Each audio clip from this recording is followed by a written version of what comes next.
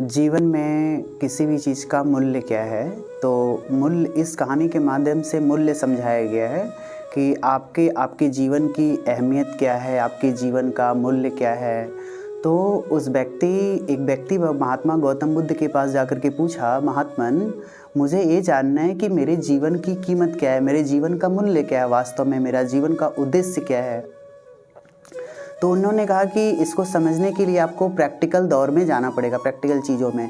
तो उन्होंने महात्मा गौतम बुद्ध जी ने उनको एक पत्थर दिया, पत्थर दे करके बोला कि आप जाइए, इसकी कीमत पता लगा के आइए कि इसकी वास्तविक कीमत क्या है।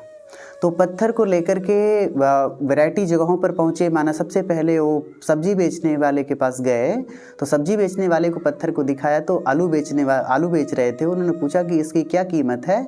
तो उसने आलू बेचने वाले ने कहा तो बहुत सुंदर पत्थर दिख रहा है, क्या करें कि एक बोरे आलू दे देंगे आपको, ये हमारे तौलने के काम आएगा, बहुत अच्छा पत्थर लग रहा है आपका।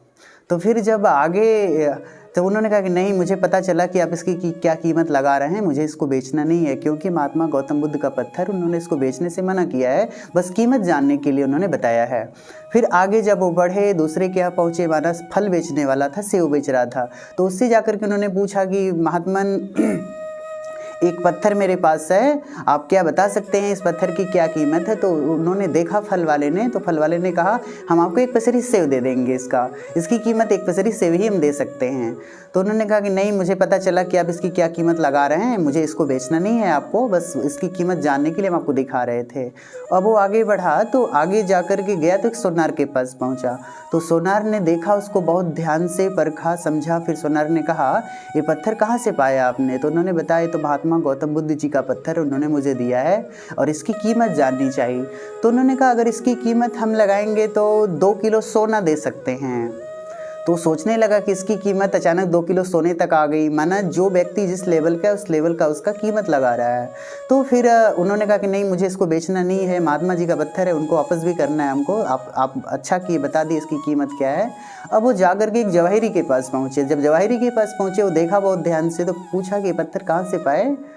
तो उन्होंने बताया महात्मा गौतम बुद्ध का पत्थर है। उन्होंने कहा अच्छा ठीक है, ये वो पत्थर है जिसकी हम कीमत आपको नहीं दे पाएंगे, इसकी कीमत बहुत अनमोल है, इसकी कोई कीमत लगाई नहीं जा सकती।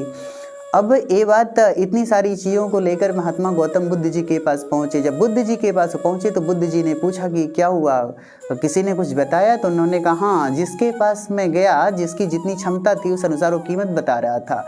जैसे आलू वाले ने एक बोरे आलू की बात कही, फल वाले ने एक पैसरी फल सेव की बात कही। उसके बाद फिर सोनार के पास गए तो सोनार ने देखा तो 2 किलो सोना इसकी कीमत लगाया। और फिर एक जवाहिरी हीरे के व्यापारी के पास गए तो हीरे के व्यापारी ने बोला ये बहुत ही बेशकीमती पत्थर है, इसकी कोई कीमत नहीं हो सकती। तो उन्होंने कहा आप इस चीज़ को अपने जीवन पर अप्लाई करिए। जो व्यक्ति समाज में जैसा है उस प्रकार से आपके बारे में प्रतिक्रिया व्यक्त करता है, लेकिन आप एक बहुत ही अनमोल हैं। जिस प्रकार से वो हीरा अनमोल हीरा था, कोहिनूर हीरा था, जो कि विशेष था, आप भी उसी प्रकार विशेष हैं। जो जिस लेवल में होगा उस लेवल में आपकी कीमत लगाएगा। आपके जीवन में मूल्यों की बहुत सुंदरता भरी पड़ी है, बस उसे निखारने की ज़रूरत है। आप अपने को परमपिता परमात्मा की याद में जितना रखेंगे और अपने कार्य को अच्छे से करते जाएंगे, उतना ही आप निखरते जाएंगे। इस कहानी को सुनाने का मूल उद्देश्य यही था कि वास्तव में हमारे जीवन का इस समाज में क्या मूल्य है, ये हमको अच्छे से समझना चाहिए।